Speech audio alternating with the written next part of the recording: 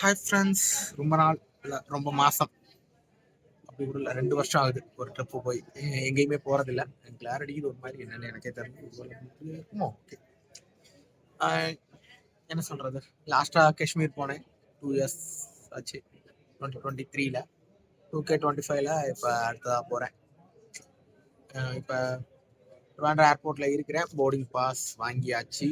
இனி அடுத்தது கேட்டில் இருக்கேன். இனி கேட்டில் இருந்து எனக்கு 10:40க்கு தான் ஃப்ளைட்டு. நான் இப்போ கிட்டத்தட்ட எத்தனை மணிக்கு ரீச் ஆகிருக்கிறேன்?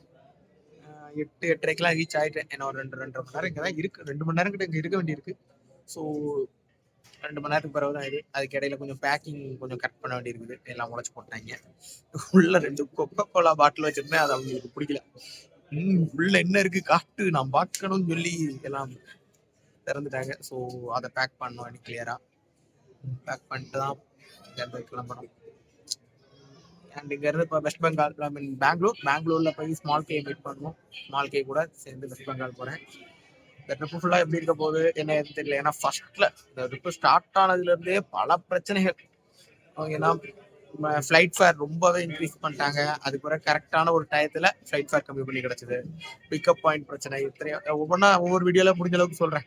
சின்ன சின்ன ஷார்ட் வீடியோ மாதிரியே இது இருக்கட்டும்னு நினைக்கிறேன். அதனால தான் பார்ப்போம். அடுத்ததாக இங்கேருந்து கிளம்பும் போது ஃப்ளைட்டில் உள்ளது சின்னதாக போடுறேன்.